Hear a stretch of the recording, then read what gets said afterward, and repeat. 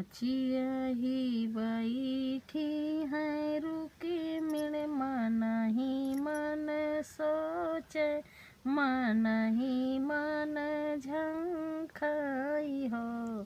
सखियाँ होई गए सांझ झौती त दिनवाया थई गए हो। सखियाँ दिन होई गए सांझ संझौती त दिनवाया थई गए हो। सखियाँ होई गए सांझ से सबेरवा त सखियाँ होई गए सांझ से सबेर भोरवा कन्हैया नहीं आए कन्हैया नहीं आवाई हो।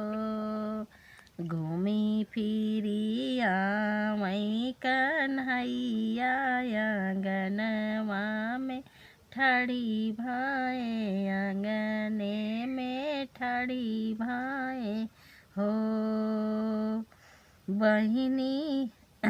बहिनी भीतरा से निकली है रुक्मिणी कन्हैया जी से पूछे कन्हैया जी से पूछाई हो। रुक्मिणी कन्हैया जी से पूछाई हो। पियवा कहवा बीताया सारी रात त हमई बिसराया हमई बिसराया काऊ कहूँ मोरी रुक्मिणी कहत लाज लागे शरम मोहे लागई हो। धना वृंदावन लागई मेलवा देखन हम जाबई देखन हम जाबई हो। रनिया संझवै से होई गए भोर त ग्वाले संग आए त ग्वाले संग आए नी हो।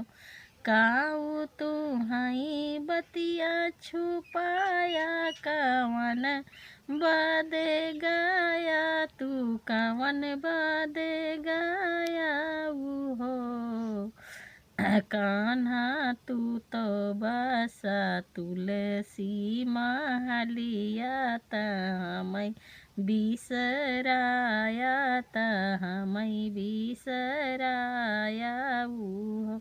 कान्हा तुलसी संगे दिनवा बिताया तो रतिया बिताया हो। दौड़ी भागी गईले कन्हैया त तुलसी के महलिया त तुलसी के महलियाई हो।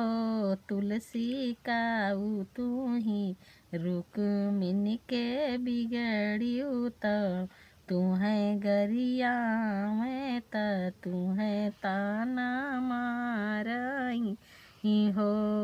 तुलसी काऊ तू ही रुक्मिणी के बिगाड़ियू त तुम्हें गरिया में तो का सारा पाई हो। इतनी वचन सुनी तुलसी त मनवा दुखित भाई बहुत दुखित भाई हो।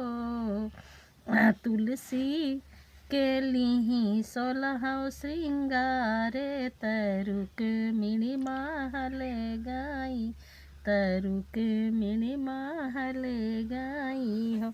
पटवा में लागे झरोखवा रुक्मिणी के चितवै रुक्मिणी जी चितवाई हो बहिनी आवताही बहिनी हमार तो निहुरी पैया लगाऊ निहुरी पैया लगाऊ हो आदर बैठावाई